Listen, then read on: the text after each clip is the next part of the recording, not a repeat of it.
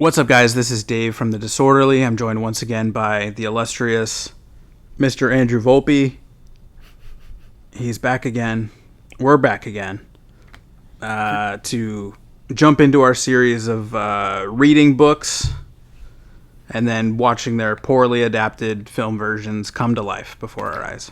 Yeah, see, Dave and I used to do this when we were kids, and I kind of forgot about it, honestly, and we moved away. But then last night, Dave called me up on the phone, telling me we had to go back and finish this fucking podcast. I said, Volpe who? Who is this? Who? I'm Volpe. sorry, Scars? Who? Giant turtle. What are you talking about? Clowns? Clowns? Yes. Hell no, I'm not coming back. You're not coming back? Yeah, no. Then we remembered that you can just Skype, and the problem was averted. Just take a Skype machine down into the sewers of Derry. Yeah, GoPro that shit. Yeah, well. So, I'm sure you saw the picture, the title, description. We're doing it. It's been years in the making. This podcast has been... this podcast has been dozens of years. How long did it take you to read the book? I definitely read it when I was 13 or 14. I was in middle school, and I remember it was a big formative book for me, just because I still think that's probably... I read The Stand 2 or 3 years ago, but I think those two are probably, I assume, like the longest books I ever read. Those are the two of... which one's longer? Is it longer than The Stand? I think The Stand is slightly longer. Oh my god, dude. Yeah. Don't worry, they're going to add up that in a couple of years, I'm sure, too. They're going to add up that, and then we'll be all over it, so... Yeah. Ugh, god, what? Because it is, 1,300 pages? Yeah, it's 11, I think. I think The Stand, the unabridged version of The Stand is like 13 or 14. Yeah. Everyone keeps saying, and I kind of agree, it would probably make a better miniseries as long as they do a better job than the shitty ABC version. Who did they just cast as Randall Flagg? They just cast somebody, right? Oh, did they? I always assumed it would be McConaughey. Well, I guess McConaughey was him in The Dark Tower. And it was weird because when I was reading the book, I couldn't picture anyone else aside from McConaughey, and McConaughey plays the same character in a totally different context in the Dark Tower movie, because that character crosses over into the Dark Tower series. And I've never read... I've only read the first Dark Tower book, so I have a very vague understanding of it, but I was like so disappointed in how he was like sleepwalking in that movie, and granted that was a really shitty movie, so but I still kind of hoped that if they were going to do a version of it, that they'd have him be in it. So did they not cast him in it, I assume? McConaughey, no. They got Alexander Skarsgård. Oh, he'd be good. I never seen him try to do like a redneck accent. I don't know. I always pictured him as kind of a cowboy, but I could Hold the Dark, he was kind of a redneck, wasn't he? True. Well, yeah, he's always been like the quiet, stoic character, usually in some sort of. So it'd be interesting because Randall Flagg's got a little bit of that, like he's got a twang to him. Well, he's also just chaotic too. He's not actually supposed to be the devil, but he's basically supposed to be the devil. He's like a demon wizard from another dimension, and he goes by many names. And some say that, like, I don't. Basically, like, he traverses. He's one of the few characters that traverses all of the different worlds. Right, he's in the Kingosphere. Yes. Is that what they're calling it? That's what I call it. That's cool. That's a new one. I haven't heard. Well, there you go. Well, and we'll get back to the Kingosphere later because we're gonna circle back.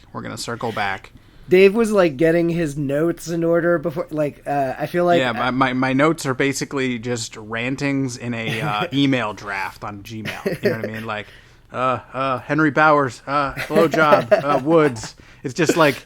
It looks like a madman's ramblings. You know what I mean? Yeah, I can't see Dave right now, but I can only assume he's in a some sort of like room with the chalkboard and like push pins. No, it's the scene. Yeah, Charlie's scene. You know what I mean? It's yeah. Like Hockstetter being a psycho, comma, sex stuff with Henry, period. Dead animals in the fridge in the woods, comma, getting eaten by it. Like if someone found my notes for these podcasts, they'd be what the hell?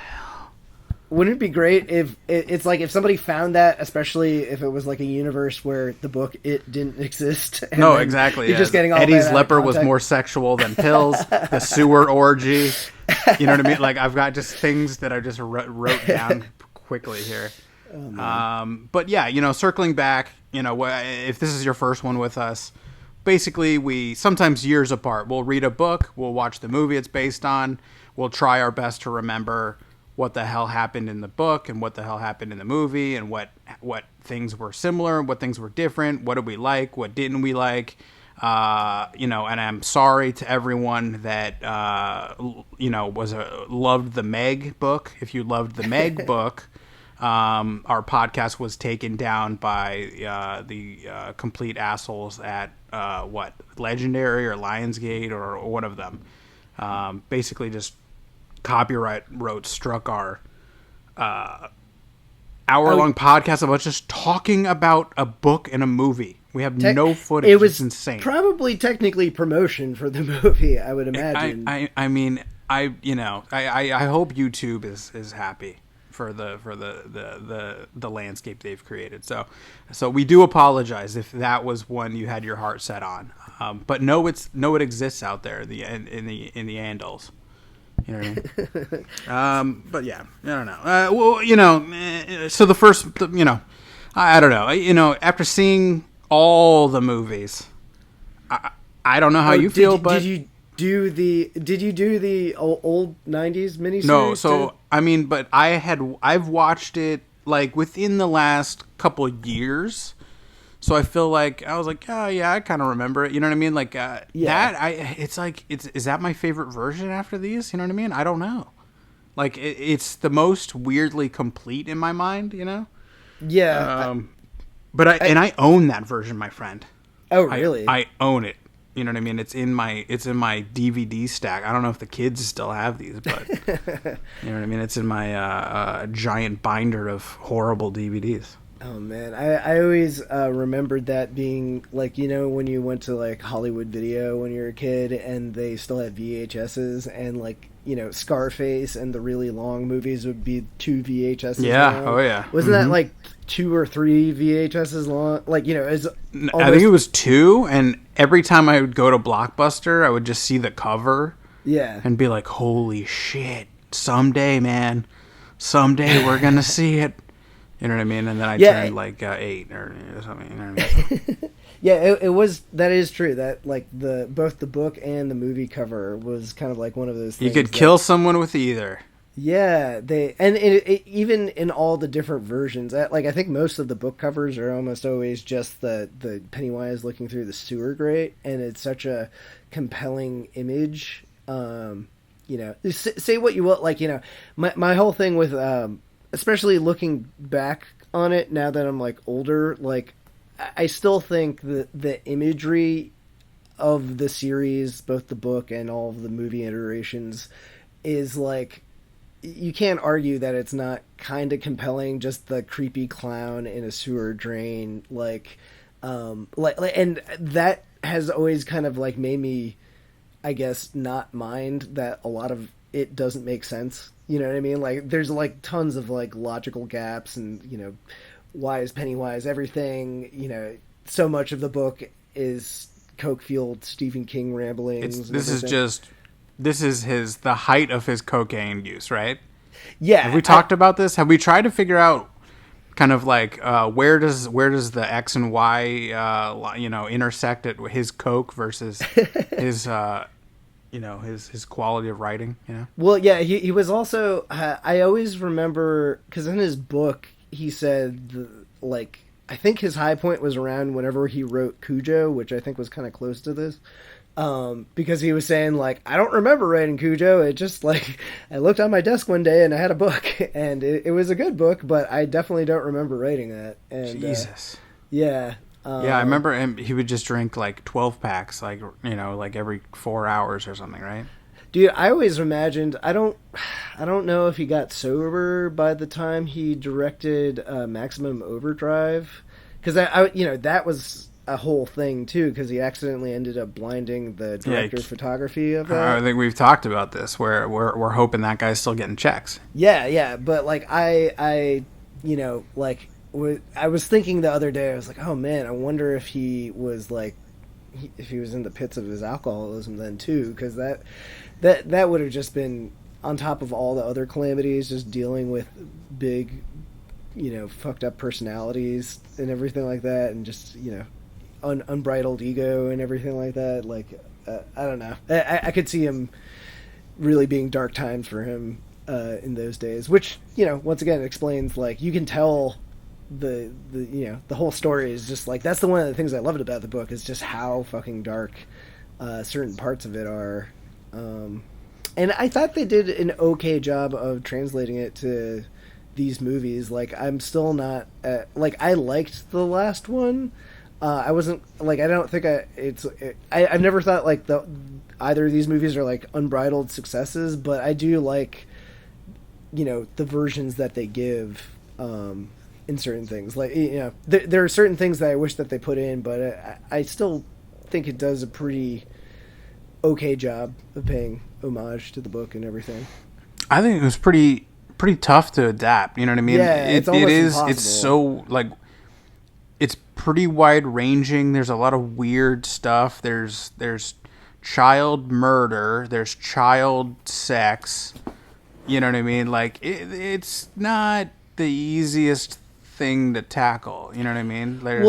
There's also so many different, like, I think the only big thing that they lost in the adaptation that I think is almost impossible to get in anything short of like one of those crazy big miniseries is like, I remember the book had like a lot of characters, right? Like, they have so many asides with just random townspeople of Derry. Yeah, I mean, because I think what he did was he tried to kind of document, like, every 27 years that Pennywise would kind of appear and attack, like the history, like going back like every 27 years.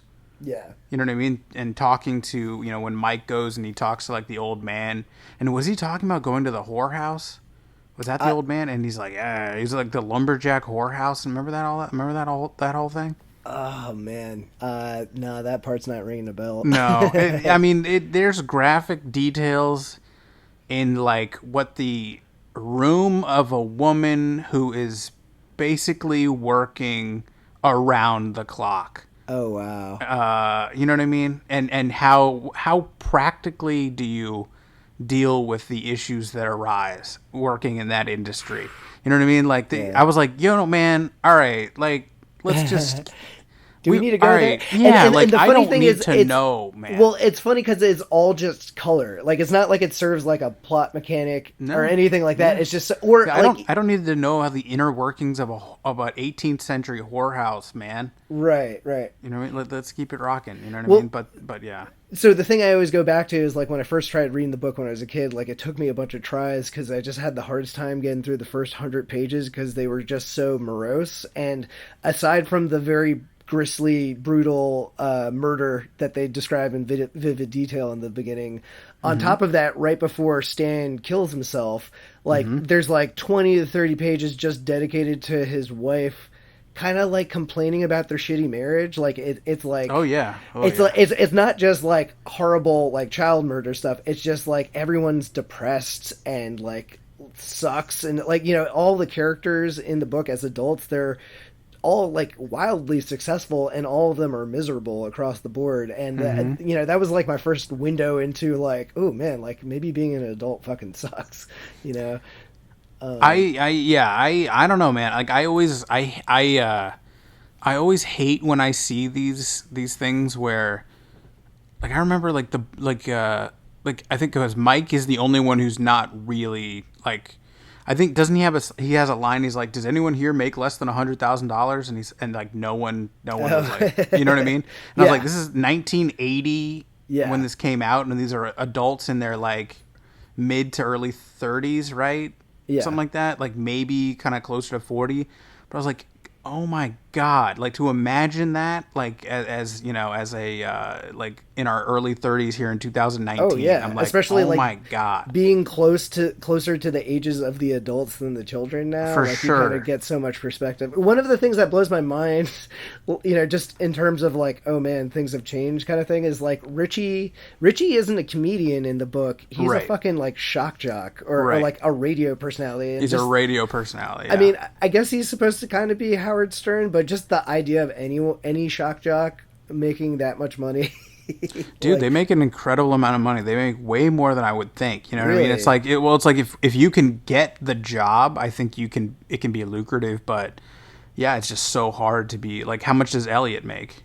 I don't know. He probably, yeah, you're right. He probably makes way more. I feel like you know, you also like, I don't know, cut the ribbon on fucking, you know, mall openings or something. Like there's probably cross promotional things you get to do out of it. Shit, man, maybe we're in the wrong racket. What are we doing?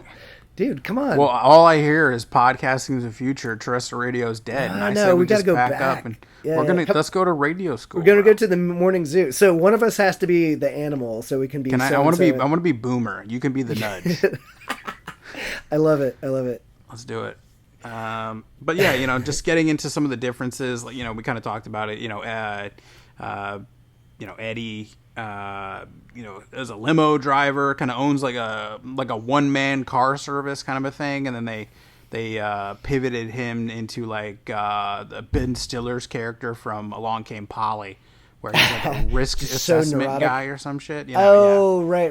Oh yeah, like, I manage risk for a living. And I will say I got to give the movie props. One of the things I did like about the second one was I thought the casting was kind of inspired, and I loved that they, even though it's like kind of implied in the book that Eddie marries basically his mother. Mm-hmm. Like I love that they just cast the same actress. It's the same woman, yeah, as the mother, and like you know immediately right away that he hasn't. Like you can tell they do a good job in that opening montage too of kind of setting up how like most of them have like not really moved on from their problems and everything like that. But the casting of the mom, I feel like that was a little bit of fan service too, because I feel like the mom was weirdly kind of like the Bev of Stranger Things season 1 to.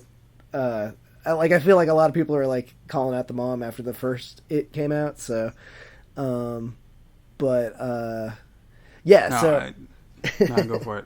No, I was gonna say my other one was Ben Haskam, where they kind of play they shoot Ben, the scene where they introduce him, they kind of show a fat man, and you're like, oh, there he is. Oh, right. And then they pivot to the computer Skype, where handsome young cut bro is somewhere on some palatial estate. You know, but what's funny is that the actor who is the fat guy is the adult version of the kid actor from the 1990 movie. Wow. Yeah, they went and found him wherever the hell he was. That's amazing.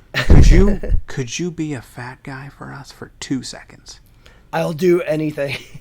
Yes. And they were like, are you still fat? Perfect. Yeah. Can you get on a plane? I've been selling carpets for a decade and a half. How dare you, sir? I assume he went on to a very illustrious career that we just don't know about. Probably. He might be in like a lot of Pepsi AC commercials or something. Yeah. But you know he kind of looks like that guy. Yeah. Who else? I mean, was she a fashion designer in the book? No. So I think once again, it's been a while, but I think she was married to a fashion designer. But I think the thing in the book that they don't really show in the movie is that she was kind of that Daniel Day-Lewis movie. What was it called? Did we see it together? I don't. Phantom Thread, right? Yeah, Phantom Thread. She was like phantom threading for him. Like she was. She was kind of like helping design. Actually, I take that back. That's not phantom threading, but she was like helping him do his designs, and then he was like kind of taking the credit. I guess it would be like more like a Big Eyes situation. But in any case, I never saw Big Eyes. I think the whole deal was she was kind of like giving him ideas, but he was a big fashion designer from the get-go. And then Yeah, I felt like they felt bad about not writing Mike into the story enough in the last adaptation, the last part. So I feel like they tried to give him more character in this one, but took away some stuff that they could have just done it a little closer to the book, and I feel like it would have made sense. Like I feel like it was very weird because yeah. You think the whole track they lay is for Ben to be he's the one in the library, he's the one doing all the research, he's the one kind of doing and then they kind of switched it to Mike, which happens in the book. Mike is the one kind of doing all the research and all the stuff. He's the one talking to the townspeople. Yeah. He's kind of the one that's uncovering all the asides that we learn to kind of give context to all the historical, weird, different things that happened to the town, and a gang shootout and things like that happened, with all the different sightings of Pennywise and stuff. And it's a weird thing, like, does no one else realize what the hell's going on? You know what I mean? Like, I'm like, how is this a secret? How does this town not just go, oh, you know what? Let's get the hell out of here and just move away. That's I think, like, Stephen King, like, has, like, random passages where he's like, oh, and, the people, the adults, especially of Derry, never realize what's going on. He just said it's magic. Yeah, basically, blah, blah, blah, aliens or space magic or elder gods or whatever. But that's the thing, that's like where I'm saying, like, these movies make no sense, of course, but it's just like creepy clown, you're either on the creepy clown roller coaster or you're not. So and I think, like, didn't Stephen King say that he basically wrote the book as an excuse to put all of his favorite, like, Universal horror movie monsters in the same kind of story? I think they're all in there because he got Creature from the Black Lagoon, he got Dracula, he got a werewolf, he got Frankenstein's monster. Did I say Dracula? You didn't know. I'm trying to think of anyone else that he got. The Mummy. The Mummy was in there. Mummy's in there, yeah. So I mean, you're a hack, bro. He just imagined himself to be these things that someone else already thought of. You know what I mean? I'm like, yeah, okay, yeah, all right. Yeah, like, I mean, same thing when you're up for your fourth night straight, and just crushed a whole bottle of Evan Williams, and you're probably just writing whatever comes to your head. And I think he's living in Boulder, Colorado at the time, so he's probably just absolutely hammered. Yeah, especially with that elevation, man. King, you gotta watch out, dude. Be careful out there, bro.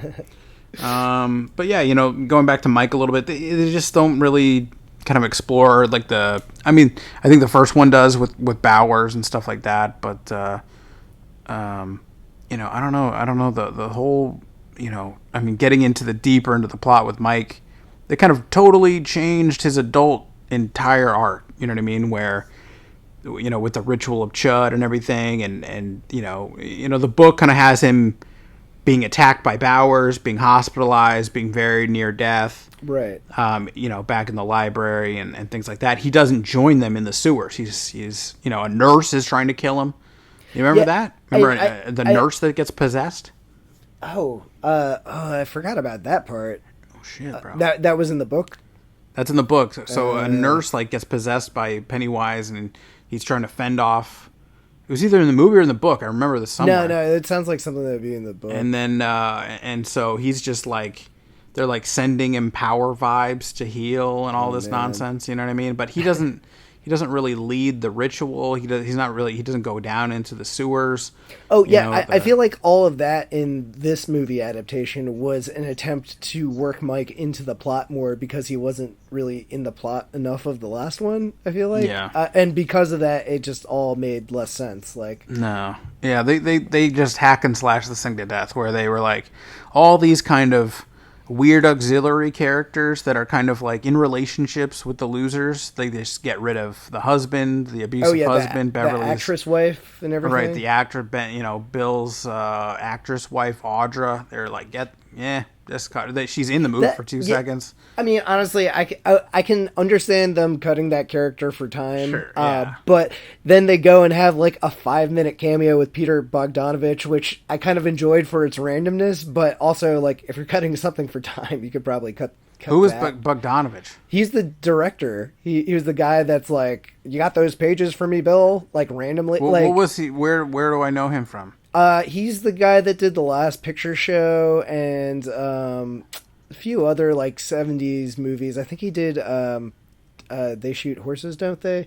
Basically like 70s New Hollywood movies. He's and he was like a friend at Orson Welles and everything, but he mostly pops up in the last 20-30 years as like a commentator. He like pops up on TMC a lot and shit, but it was pops up on TMZ? TMC, Turner Classic Movies. Much different. Okay. Yeah, I was like, what? Yeah, not that I know of, unless he's like doing something crazy. But but it's just a very random. Like, I enjoyed it for its randomness. But when I saw that cameo so early on in the movie, I was kind of like, oh shit! So we're just gonna have cameos from every famous person ever now, even if they have like nothing to do with horror. Like, I was half expecting like Eminem to pop in or make it like, you know, like one of those comedies or something like that. So I will say I thought the casting was really good, and I thought casting James McAvoy as Bill was a really good idea, but I still felt like he's like not. I was a little disappointed with him. I thought like I enjoyed most of the rest of the cast, and it might be that just Bill didn't get enough time, but yeah, I kind of felt like he was like just like sleepwalking a little bit through his role. Yeah, you know, they try to give him something to do with the kid. Was it Dean was the young kid that they kind of invent that scene. No, like I'm trying to remember the skateboarding kid who goes to the fair and the Hall of Mirrors kid that he ultimately just doesn't even save, right? Yeah. Just gets ganked. I was like, well, you know, I was like, I understand kind of, you know, but this is a 3-hour movie and you're adding scenes, like you're adding things that aren't in the book, you know, and that he doesn't redeem himself, you know, for kind of feeling the guilt of Georgie, mm-hmm. You know, dying on his watch, you know what I mean? So what is the purpose of showing that Bill gets upset watching a kid get murdered? Like we already knew that. Yeah, like I was wondering, like, because like, you know, when they were like, oh yeah, you know, they'll do part 1 with the kids and part 2 with the adults, like it made so much sense. But when I was watching this, I thought the added flashbacks to the kids, like I assumed a lot of that was just because, you know, the kids were so popular that they wanted to kind of shoehorn some scenes with them in. But I was also like, if you took those scenes out, like, even if you're adapting the book straight, like, do the adults have that much to do? Because even in the book, they're mostly just, like, flashing back to mm-hmm. when they were kids. So, like, I thought they, like, included most of the stuff that happened to those characters as adults. I think you could basically have just removed. You could have just run it parallel, like so the 1990s version kind of mirrors the book, where it goes back and forth and back and forth and back and forth as they mm-hmm. kind of reminisce, or they cut back to scenes and things like that. But like, yeah, the way they kind of decided to structure this, but then they also decided to have the kids in it. It's like you could have just committed to one or the other. You know what I mean? You could have committed to having 2 movies that are just kind of paralleling each other on the two separate tracks, or just kind of remove the first movie entirely, do a second movie where you're just cutting back to when they're kids. Yeah, it definitely felt like, you know, there was a little bit of like kid filler in this one, though. Like, what did you think? Did you see what did you think of the digital de-aging? I didn't notice it as much, but man. I've got to be honest, when I saw this, I saw it in like the best possible setting. Like, I saw it with a group of people that I'd seen the first ones with. We were at Alamo, we were getting drunk. It was like the night before showing.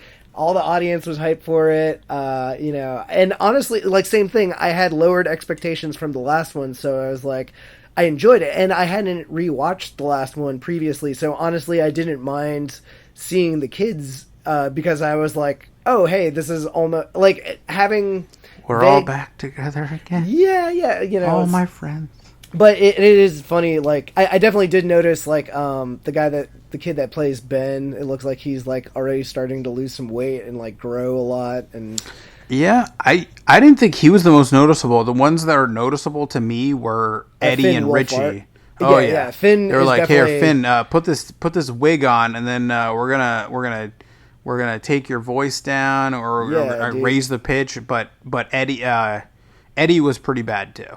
You know what I mean? Where they couldn't quite get his voice in the same weird little octave scratchy or whatever. Level. It sounded like they had to speed it up oddly. Mm-hmm. You know what I mean? So he sounds like a chipmunk the entire time when they're in the clubhouse and he's speaking like a mile. He sounds like a chipmunk, and it worked in the first one.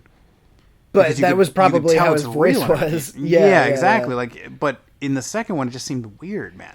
Yeah, and so I liked that they attempted also later to give the kid that played Stan and just Stan as a character like a little bit more, I don't know, of a character and like something to say, as like he is pretty underwritten in the book, and there's just like for sure.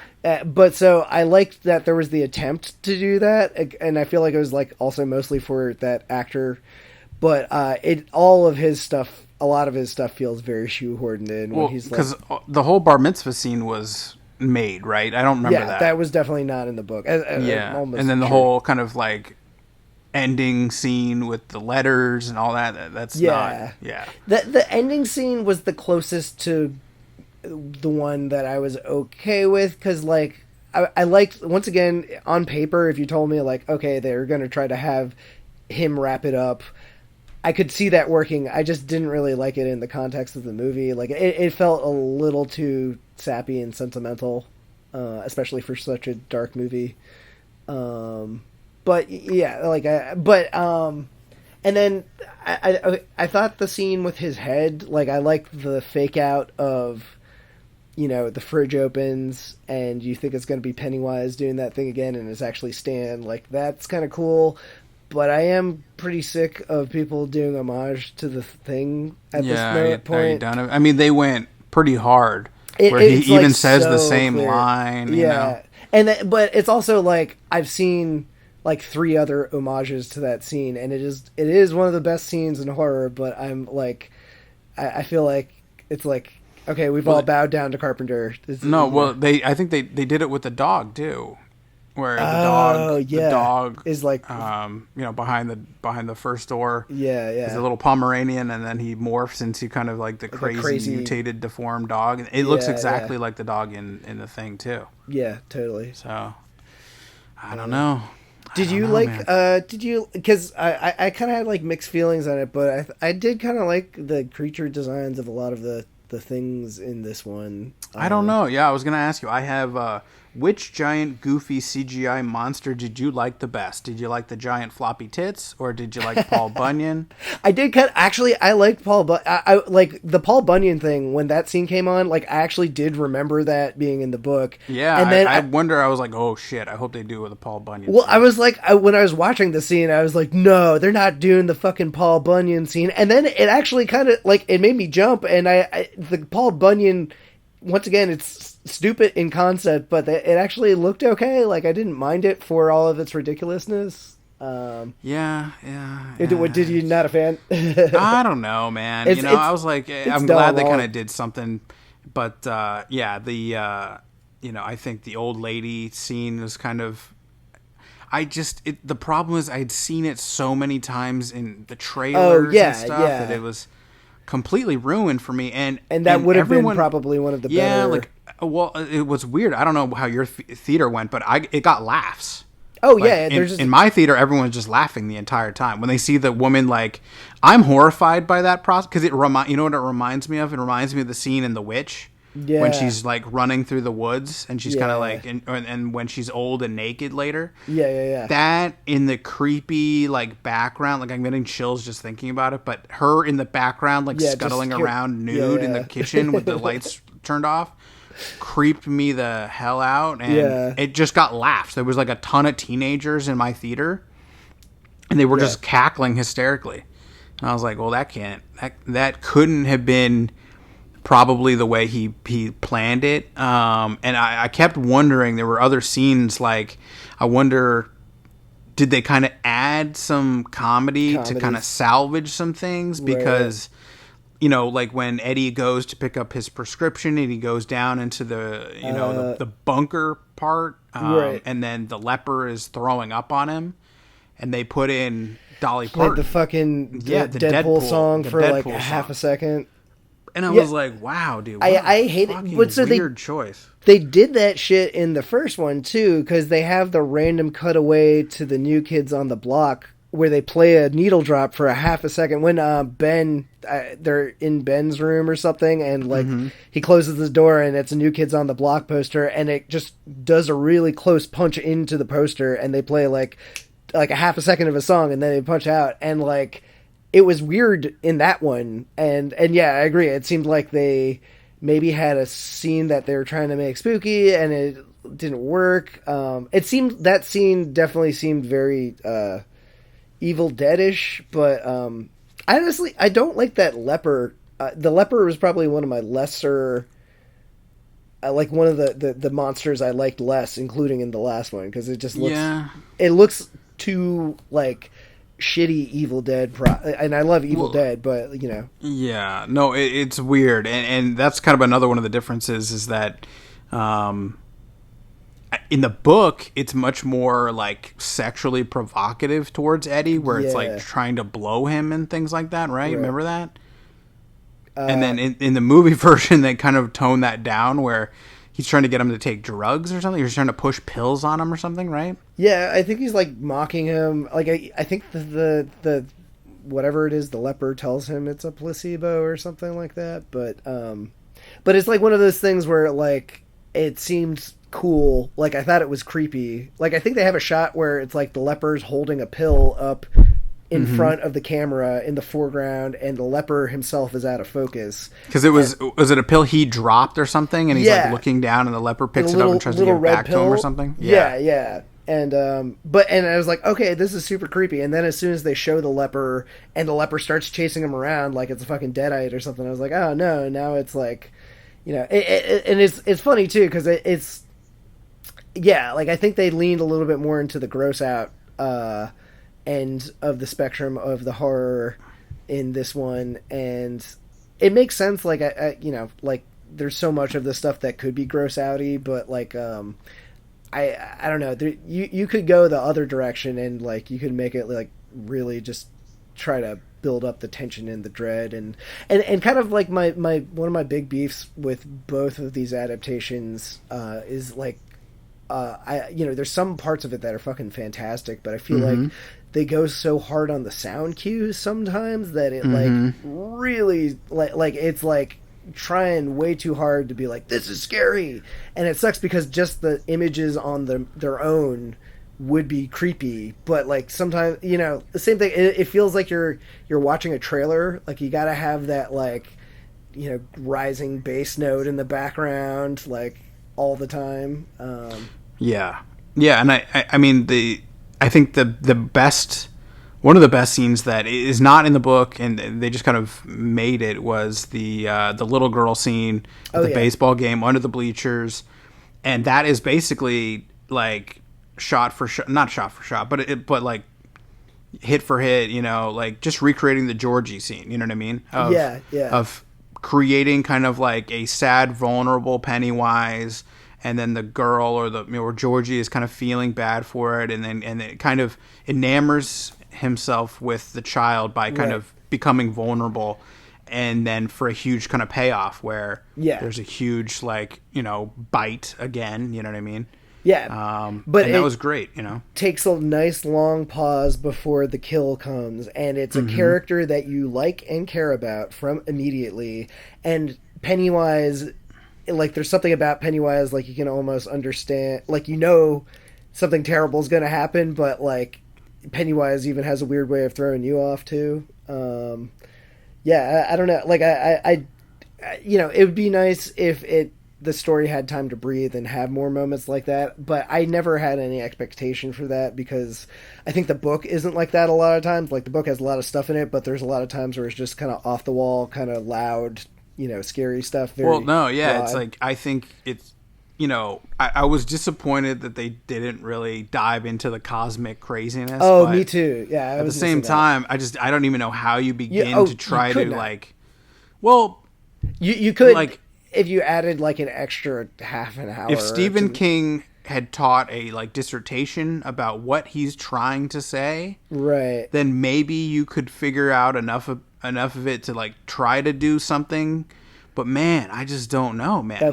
There's a lot of people that are like not real clear on how the what fuck he's. Can you imagine being his editor? Can you imagine, like, I just turned in... cocaine 80s? Yeah, he's like, wait, hold on. You've got a turtle that vomits the world into existence? Like, the children create a smoke lodge and then hallucinate what they believe is to be the creation myth. They you know what I mean? Like, basically where there's two entities. There's a good entity and there's a bad entity, which is it. And then you've got the good entity, which is a giant turtle. Yeah. Named, what was his name? Matron or something? That sounds right. Hold on. Maturin. And then... Maturin? He's a turtle. And he's a wise... puked up the universe. He created He had the universe indigestion. He throws up, and then that's the universe. Wow. And then Pennywise... Well, I guess not Pennywise, but the entity, is a female entity, and it travels all over the cosmos, searching for meals and people to eat, and he finds that human children are the best because they have the most imagination, and because they have such insane imaginations, they have insane fears, and the more scared his target is, the better it tastes to her. So that's the whole thing. So it's reacting basically just to whatever it can scare up the best. So that's crash lands in Derry. This is all kind of discovered by them, right? Thousands of years prior. Yeah, and then basically they have they call it the ritual of Chud. It's described in the second part, but it's not. It's that what they described as that ritual is completely different from. Oh yeah. Well, how would you film what's in the book? Go ahead. And the book is a nightmare. I'm not even clear, but to my understanding, it's like adapted from a Tibetan ritual where a person would, like a demon spirit, you would bite tongue, like you would imagine you're facing someone, you stick out your tongues, you lay your tongue on the other person's tongue, both of you bite down, and then you tell riddles to each other. Jokes something like that. Right. So the first one to laugh, either you or the demon, the first one to laugh loses. And if you're the demon, you go away for a predetermined amount of time, like 100 years, you're vanquished. And then if you're the human, the demon gets to eat your soul. So there's a lot on the line. And so I think when Bill kind of challenges it in the first... in the child's section, I guess, of the book, you know what I mean? The kind of the climax. The climax of the first book. Yeah, and basically just kind of like wards him off by just repeating his, like, it pounds the ghosts, it pounds his thumbs against the posts and still convinced that he sees ghosts. Right, he just keeps convinced, he just keeps repeating that kind of phrase over and over again to kind of give himself the confidence to kind of lose his stutter and help his pronunciation and everything. And that, just getting that confidence and that lack of fear is what eventually kind of drives it away and hurts it and things like that. And in the movie, they're just kind of beating it up with sticks, right? Or something like that. And then they kind of ward it off and push it down down deep into the sewer, right? And then, and then the kids... They celebrate by, basically just having a group orgy. You know what I mean? Because how old are the kids? Supposed to be like what, 11 or 12? I think they're supposed to be 11. Yeah. hey, caramba, you know what I mean? Like that's and a lot of people are, so I mean, it's they weren't it wasn't a they weren't it wasn't a free for all, ladies and gentlemen. It was just Beverly, you know what I mean? Just I don't even know how to delicately say this, but I mean Stephen King goes into details about which one, like two of the boys make her climax. He says, oh, Ben was bigger than the rest. I mean, dude, I was like, he goes into, size and which one is bigger, smaller, which one did more to her, this one or that one. Oh man, I don't know, man. You know what I mean? I guess it's creepy to read, but I guess he felt it was like a team building exercise. You know what I mean? I don't know, man. Like on some level, I guess I get it. It still probably didn't need like it's like one of those things where I'm like, yeah, sure, you can do it. It doesn't make it any less icky or weird, I think. And it really does feel like the cherry on top of the fuck you sundae that he gave his editor. It's like, so we're ending with a weird space turtle, and by the way, there's a child orgy.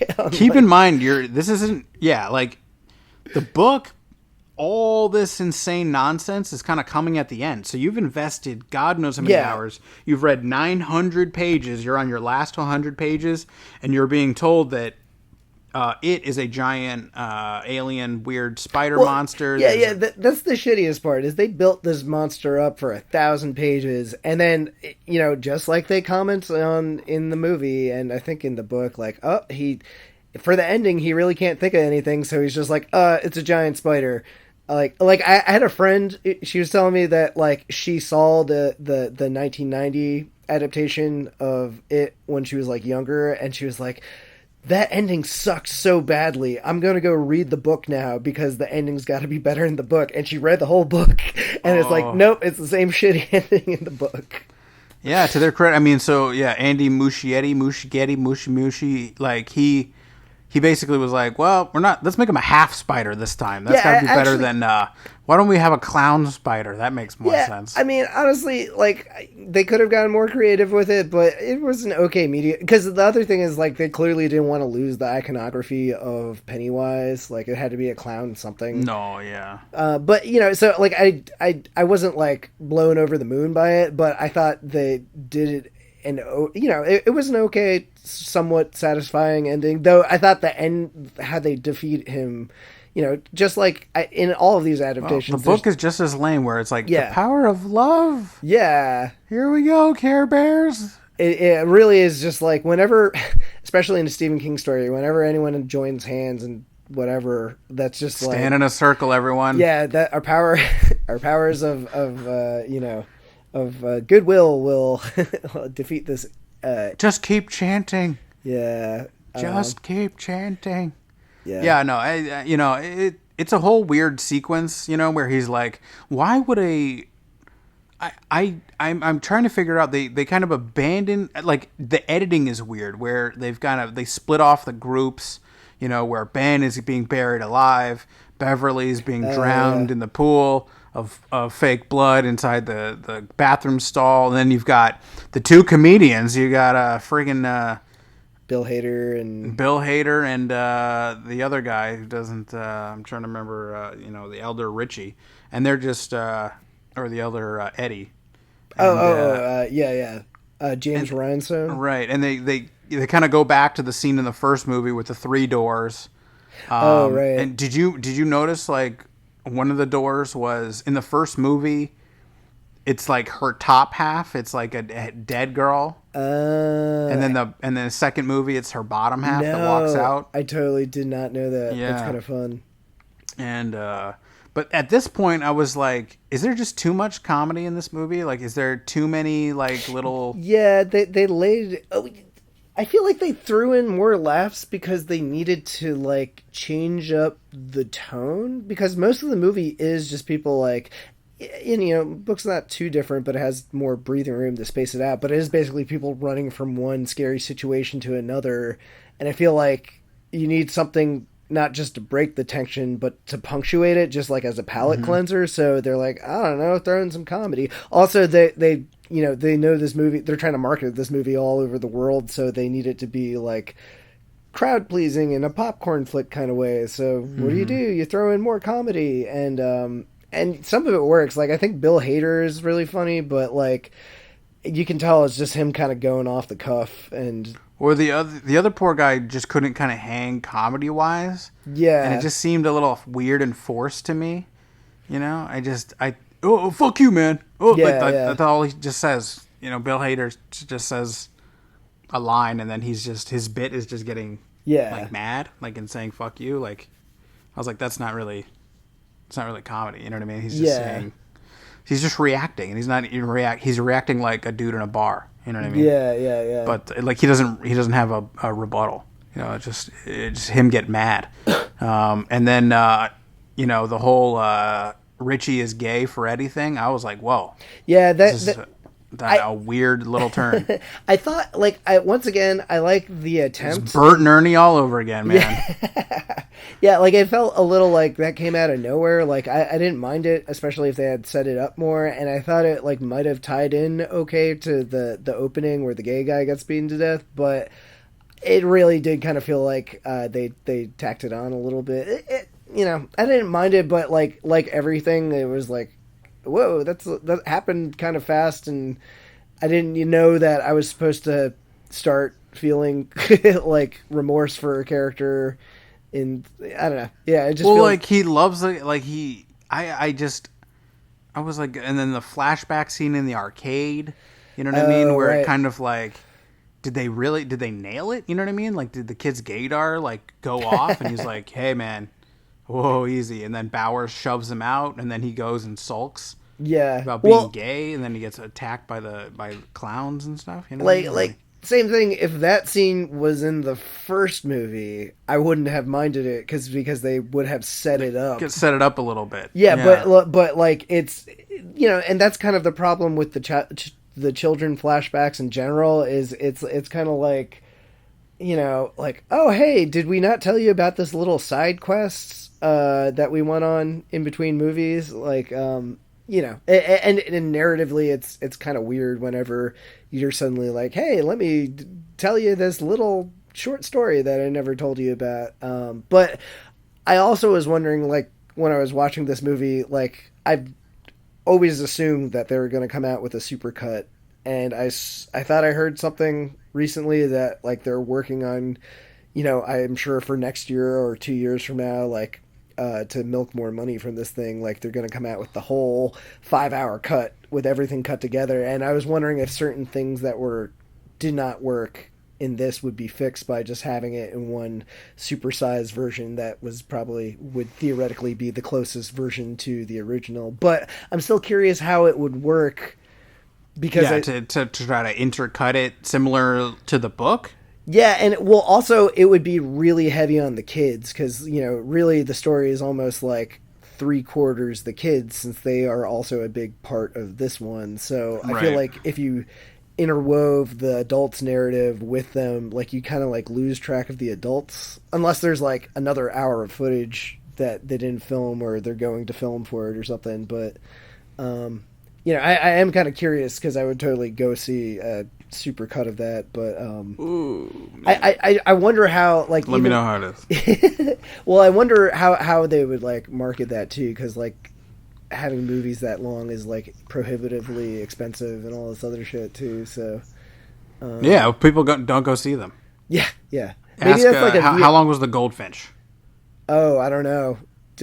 Clearly it made all that money though, so it did. Are you being sarcastic? I'm being sarcastic. It made like less than $1 million. People say it's horrible, right? That was one I considered for this.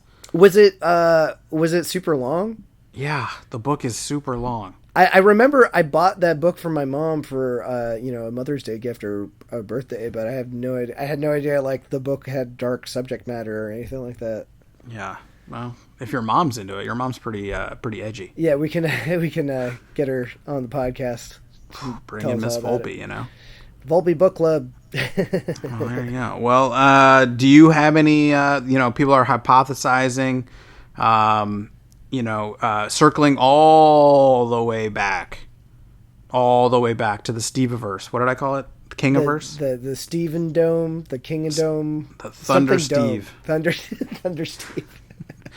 Two Steves enter, one king leaves. Exactly. You're crowned king. Yeah, right. One other little tidbit. Did you like that the his rival author was kind of sprinkled into this? Oh yeah, I heard that Dean Koontz was in it. Koontz. What are his movies that got made? Oh man, I don't know. I was definitely he had one. They were like, he's a rival, but I've never heard of him. You've never heard of Dean Koontz? No, I mean I've heard of him, but I mean I literally couldn't. It's like me being a rival of Brad Pitt. Yeah, well, I mean, like who? They were both like, he was like kind of big in that John Grisham airport novel area. Like his books. Who owns the airport? Stephen King. Just in Maine, though. I think. I mean, King always had a match, but like Dean Koontz used to be like have a lot of displays. I assume, I don't keep up with that world too much, but I assume his like fame has cooled a little bit, as seems like a lot of authors of the era. And it seems very random that he would be in it. Michael Crichton died, so he's not writing any more books.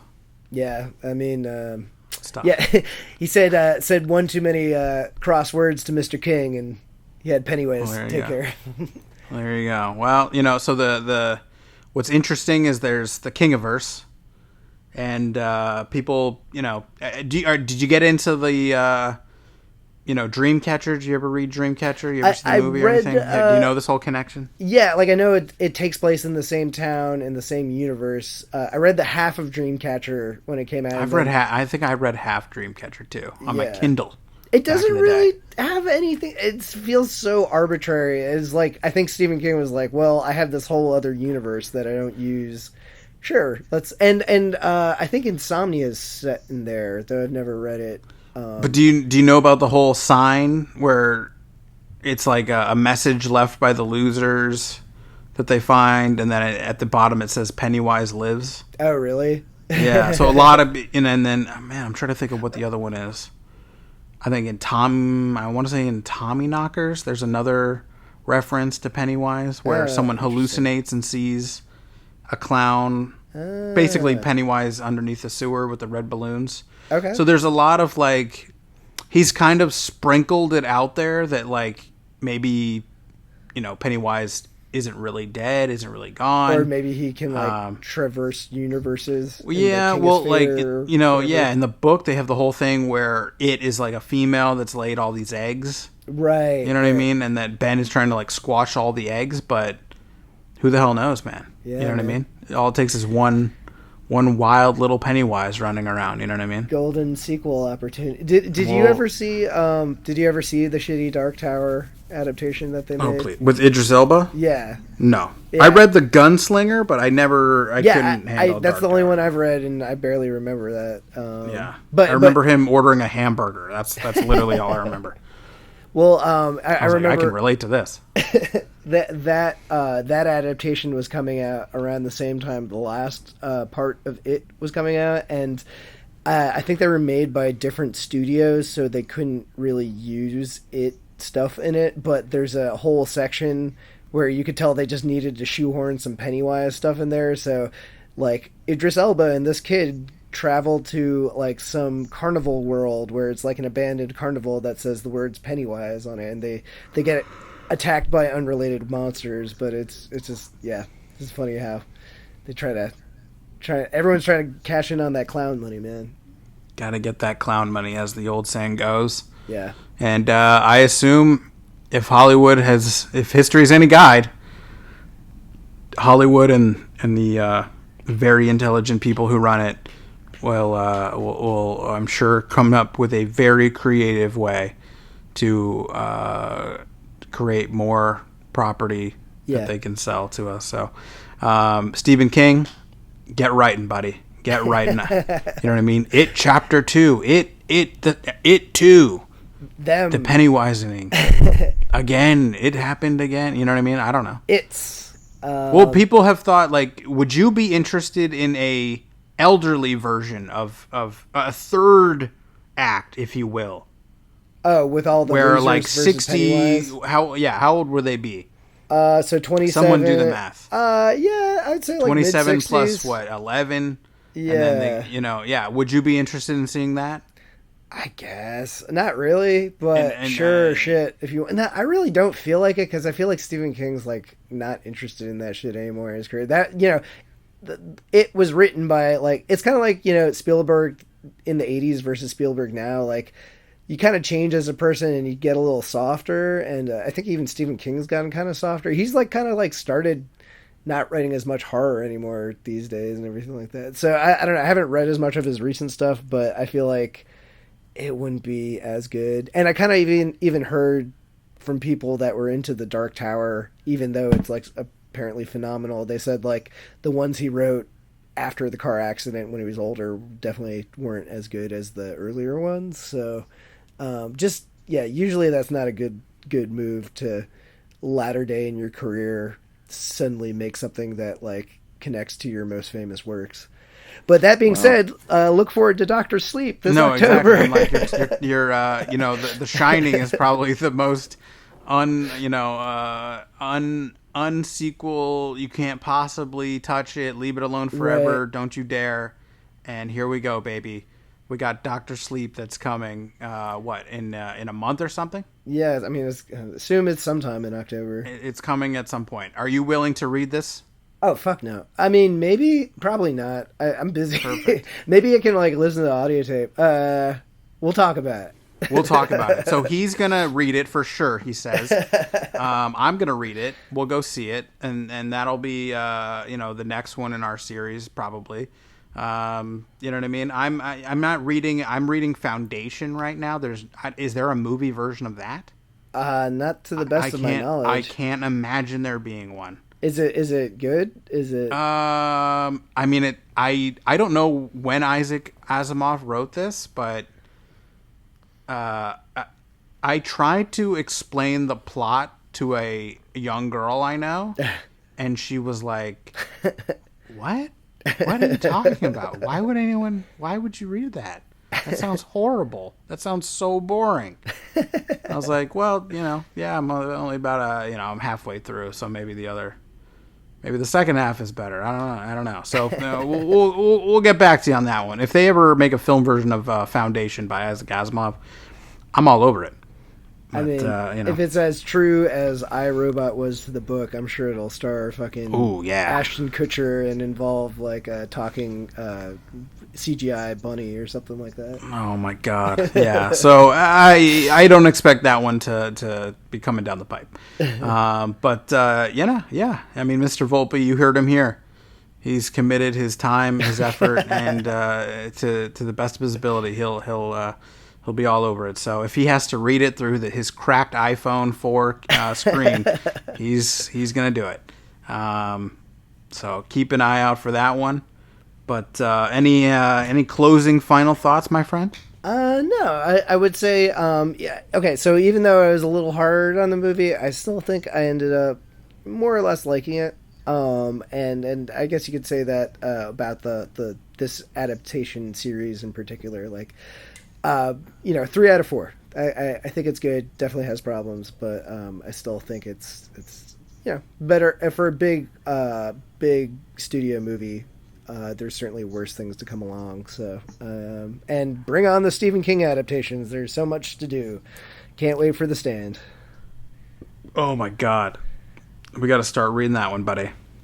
You do, my Can I read the graphic novel version?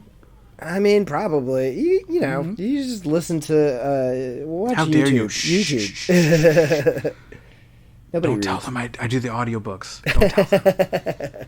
I'm mostly driving. I'm sitting on the 405 mostly as I listen to a guy read Isaac Asimov.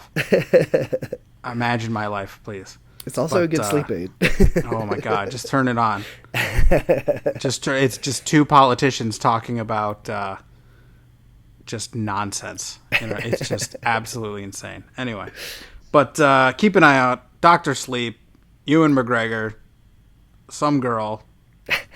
There's the Shining hunters. Elevators full of blood, and they're going back, baby. They're back. literally digging up Stanley Kubrick's corpse, and they're just gonna like have him dance on screen. Stanley is just, haunted by the moon landings, and you know what I mean. What do you think he regrets more, the moon landings or Barry Lyndon?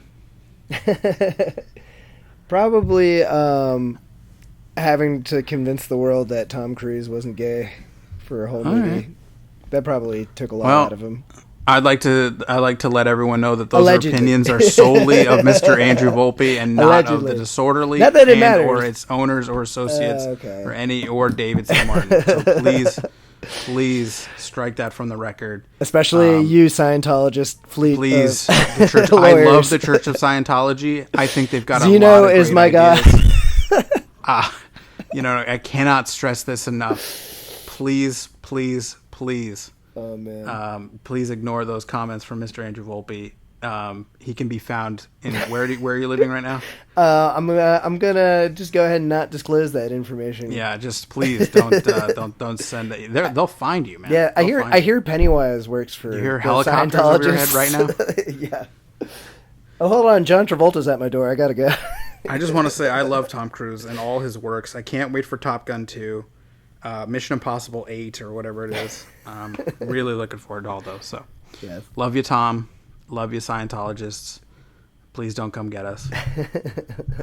But with that, thank you guys so much for listening. We appreciate it. If you care to like it, please like it. If you care to subscribe for more of the same, the insane ramblings of two overworked, overtired gentlemen.